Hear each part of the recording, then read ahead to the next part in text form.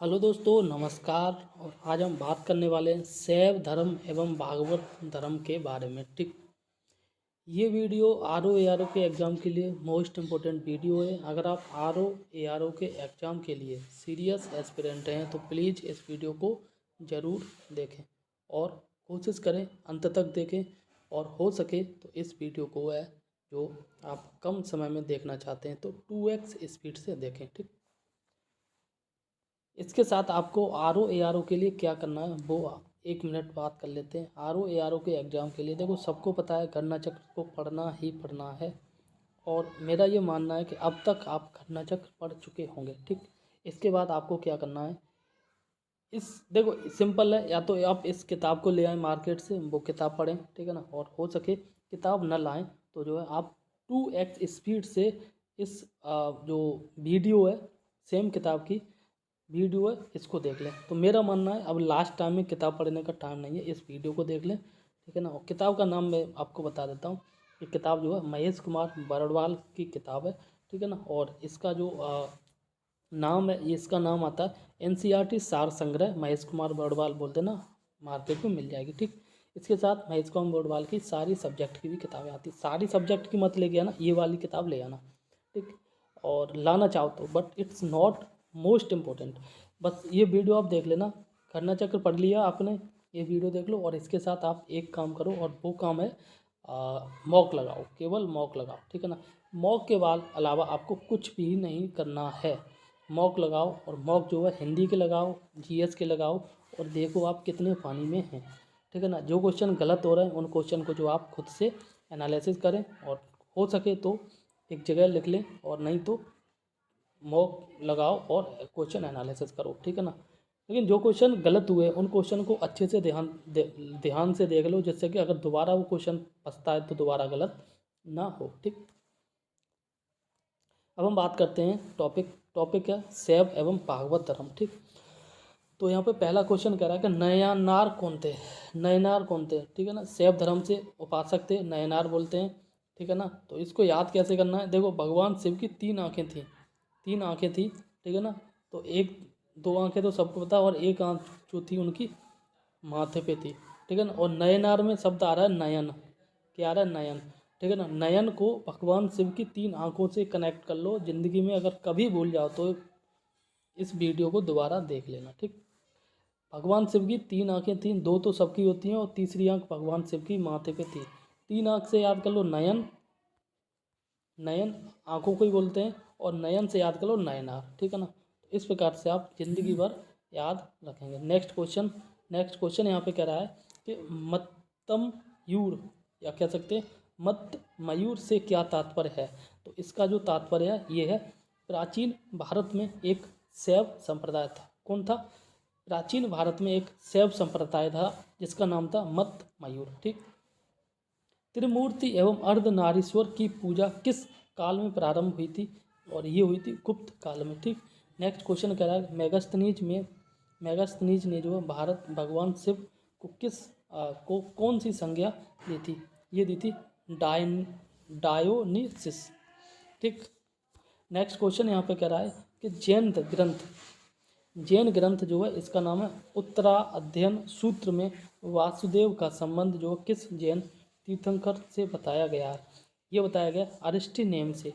Next question कह रहा है कि लिंग पूजा का प्रथम स्पष्ट उल्लेख जो है किस पुराण में मिलता है, ये मिलता है मत्स्य पुराण में। लिंग पूजा का स्पष्ट उल्लेख मत्स्य पुराण में मिलता है। ठीक, यहाँ पर कह रहा है, और ये कह रहा है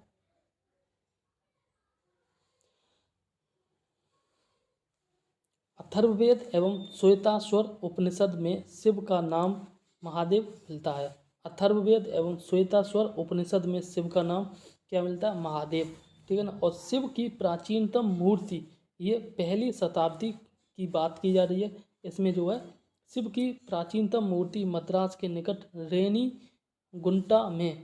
रेनीगुंटा में प्रसिद्ध गुडी मल्लम लिंग के रूप में प्राप्ति हुई है, ठीक है ना। एक बात दोबारा, भगवान शिव की प्राचीनतम मूर्ति कहाँ से प्राप्त हुई है, मद्रास के निकट एक जगह है जिसका नाम है रेनीगुंटा, और इस मूर्ति का नाम क्या था? इस मूर्ति का नाम है सिद्ध गुडी मल्लम लिंग। ठीक, नेक्स्ट क्वेश्चन कह रहा है कि अर्धनारीश्वर मूर्ति, अर्धनारीश्वर मूर्ति में आधे शिव और आधे पार्वती जो है किसके प्रतीक हैं? देव और उसकी शक्ति के योग के प्रतीक हैं, उसकी शक्ति का योग का प्रतीक है अर्धनारीश्वर मूर्ति। ठीक, अर्धनारीश्वर मूर्ति में आधे मूर्ति में शिव हैं और आधे मूर्ति में माँ पार्वती हैं। ठीक, नेक्स्ट क्वेश्चन कह रहा है कि दक्षिण भारत में जो है शैव आंदोलन में किसकी प्रमुख भूमिका थी? दक्षिण भारत में शैव आंदोलन में, दक्षिण भारत में नीचे वाला भारत, ठीक है ना, और इसमें जो है शैव आंदोलन हुआ था, इसमें जो है किसकी प्रमुख भूमिका थी? ठीक है ना, तो भगवान शिव से संबंधित संप्रदाय नयनार है, तो इन्हीं की भूमिका होगी नयनार संतों की। ठीक, नेक्स्ट क्वेश्चन कह रहा है नयनार संतों की संख्या कितनी थी? 63। ठीक है ना, नयनार संतों की संख्या 63 थी।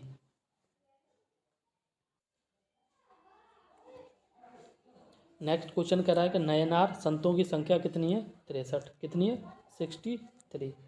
ठीक है ना, तो 63 को ऐसे याद कर लो, देखो 3 तो आंखें हैं भगवान शिव की, ठीक है ना, और नयनार संत में कितने अक्षर हैं? 1 2 3 4 और संत में 2 6।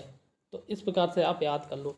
ठीक है, नयनार संतों में 6 शब्द हैं, वो लिख लिया। ठीक है ना, भगवान शिव की 3 आंखें हैं, तो ये लिख लिया। तो इस प्रकार से आप लिंक करके याद कर सकते हैं कि नयनार जो संत हैं इनकी जो संख्या है कितनी है? 63 है। ठीक, कैसे याद करना है? नयनार लिखो और संत लिखो, दोनों मिला के 6 हो गए, 6 लिख दिया, और भगवान शिव की 3 आंखें हैं, ठीक है ना, तो 3 लिख दिया, 6 और 3 63 हो गया। ठीक है, 9 ऐड नहीं करना है, लिखना है। ठीक है ना, तो 63 हो गया, 63 हो गया, तो नयनार संतों की संख्या 63 हो गया। और इस 3 मतलब भगवान शिव मतलब नयनार का जो संबंध है भगवान शिव से है। ठीक है ना, इस प्रकार से आप याद कर लो।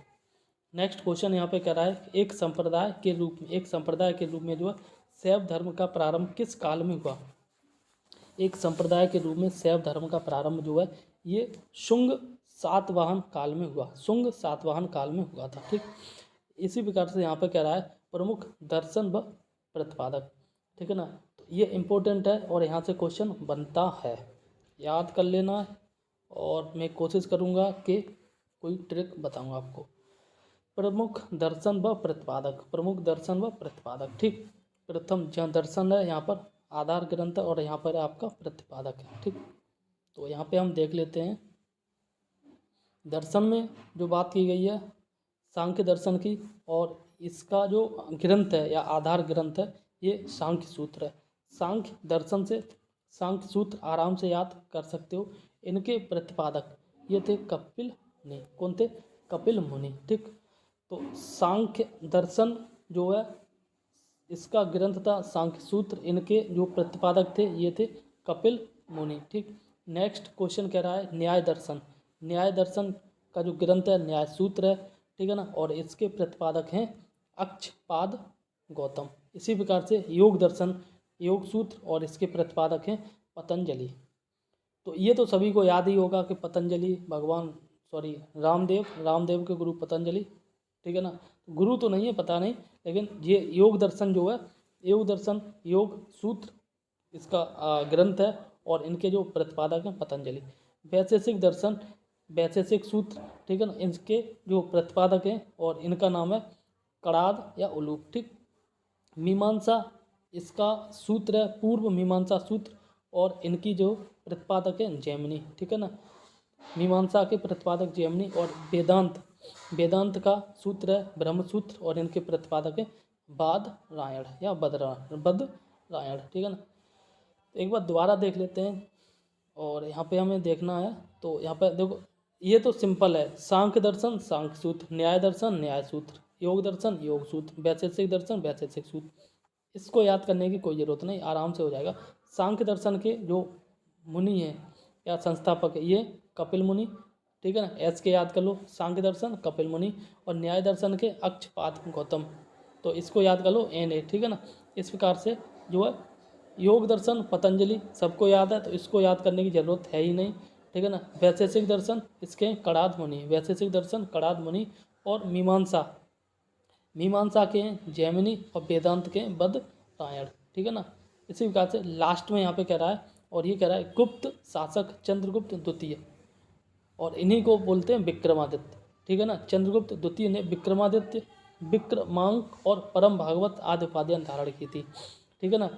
चंद्रगुप्त द्वितीय ने कुछ गुप्त वंश से संबंधित थे। इनको देखो, चंद्रगुप्त एक तो प्रथम है जो मौर्य वंश के संस्थापक थे, और ये गुप्त वंश के संबंधित है, और इन्होंने कुछ उपाधियां धारण की थी, जैसे विक्रमादित्य, विक्रमांक और परम भागवत, ठीक है ना। ये इंपॉर्टेंट है, ये चंद्रगुप्त द्वितीय जो है विक्रमादित्य, इसके नाम से कई बार क्वेश्चन बन जाता है, और इसके नाम से परम भागवत की उपाधि धारण की थी किसने? चंद्रगुप्त द्वितीय ने, ठीक है ना। और चंद्रगुप्त द्वितीय जो गुप्त वंश से संबंधित है, ठीक। और यहाँ पे अब हम बात कर लेते हैं प्रमुख संप्रदाय और उनके संस्थापक, ठीक है ना। जैसे आजीवक के संस्थापक थे मक्खल पुत्र गोसाल, और घोर अक्रियावादी के संस्थापक थे पूर्ण कश्यप, और यदृच्छावाद के संस्थापक थे आचार्य अजित शेख आचार्य अजीत केशकाम्बिल, ठीक है। और यहाँ पर भौतिकवादी के संस्थापक हैं पकुद कच्चायन, ठीक है ना। अजीब से नाम है, पढ़ने में भी थोड़ा लग रहा है अजीब सा। और अनिश्चयवादी के संस्थापक हैं संजय विट्ठल पुत्र, ठीक है ना। नेक्स्ट क्वेश्चन यहाँ पे कह रहा है, और ये क्वेश्चन कह रहा है कि भागवत धर्म का प्रतिपादक प्रवर्तक जो है किसे माना जाता है? कृष्ण को माना जाता है। और वहीं आगे हम बात करें, देखो इसको कैसे याद कर ले, जब भागवत की जाती है ना तो भगवान कृष्ण की लीला जो है सुनाई जाती है, तो इस प्रकार से आप याद कर लो, भागवत धर्म का प्रवर्तक जो है ये कृष्ण को माना जाता है। इसी प्रकार से यहाँ पे देख लो, किस ग्रंथ में सर्वप्रथम देवकी के पुत्र कृष्ण का वर्णन जो है किया गया? ये छांदोग्य उपनिषद में किया गया है, ठीक है ना। और नेक्स्ट क्वेश्चन कह रहा है, और ये कह रहा है भागवत संप्रदाय के विकास का जो श्रेय किन शासकों को दिया जाता है? ये दिया जाता है गुप्त शासकों को, ठीक। नेक्स्ट क्वेश्चन कह रहा है, और यहाँ पे कह रहा है कि हेलियोडोरस तक्षशिला का निवासी था तथा उसके बेसनगर अभिलेख से वासुदेव के संबंध में वर्णन मिलता है। नेक्स्ट क्वेश्चन कह रहा है कि कर्म का सिद्धांत किस दर्शन से संबंधित है? ये संबंधित है मीमांसा से, ठीक है ना। और नेक्स्ट क्वेश्चन कह रहा है अवतारवाद का जो सर्वप्रथम उल्लेख है किस ग्रंथ में मिलता है? ये मिलता है श्रीमद् भागवत गीता में, ठीक। और इसी प्रकार से नेक्स्ट क्वेश्चन कह रहा है भगवत गीता में मोक्ष के साधन के रूप में धर्म कर्म और भक्ति के समान महत्व दिया गया है। वह प्राचीन स्थल जो है जहाँ 60,000 से अधिक ऋषि मुनियों की सभा में जो संपूर्ण महाभारत कथा का वाचन किया गया है, ठीक है ना। और नेक्स्ट क्वेश्चन कह रहा है नैमिषारण्य, ये जो है ये महाभारत कथा का जो वाचन किया गया था ये नैमिषारण्य से किया गया था। नैमिषारण्य उत्तर प्रदेश के सीतापुर जिला में, ठीक। भागवत संप्रदायों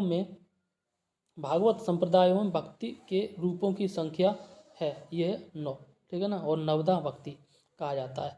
नेक्स्ट क्वेश्चन कह रहा है मेगस्थनीज ने कृष्ण को किस अन्य नाम से उल्लेखित किया गया था? ये किया गया था हेराक्लीज के नाम से। दक्षिण भारत में वैष्णव मत का विस्तार जो है किसने किया था? ये किया था अलवार संतों ने, ठीक है ना। नेक्स्ट क्वेश्चन कह रहा है अलवार संतों की संख्या 12 मानी जाती है। इन संतों में अंडाल नामक महिला संत का भी उल्लेख मिलता है जिन्हें दक्षिण की मीरा भी कहा जाता है, ठीक है ना। तो ये इंपॉर्टेंट क्वेश्चन एक बार दोबारा देख लेते हैं। और यहाँ पे कह रहा है अलवार संतों की संख्या कितनी? 12।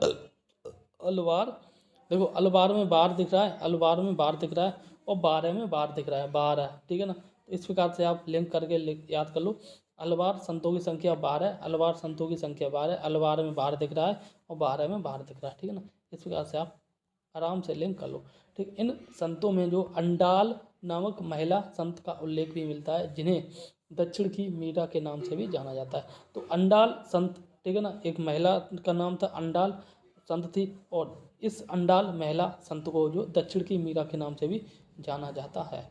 क्वेश्चन बन सकता है कि जो अंडाल कौन थी, ठीक है ना। तो इस प्रकार से बन सकता है अंडाल कौन थी, या फिर ऐसे क्वेश्चन बन सकता है कि दक्षिण की मीरा को किस नाम से जाना जाता था या उसका नाम क्या था? तो ये नाम था अंडाल, ठीक। और लास्ट में देख लेते हैं, अभी देखा भी था, और इसमें कह रहा है गुप्त जो शासक चंद्रगुप्त द्वितीय, इन्होंने कई एक उपाधियां धारण की थी जिनके जो नाम है ये जैसे विक्रमादित्य, विक्रमांक है और परम भागवत है, ठीक है ना। तो वीडियो अगर अच्छी लगी है तो प्लीज़ वीडियो को लाइक फाइक कर देना, चैनल को सब्सक्राइब कर लेना, और अगर आप यहाँ तक आएँ तो वीडियो ज़रूर अच्छी लगी ही होगी, और बाकी आपकी इच्छा, ठीक है ना।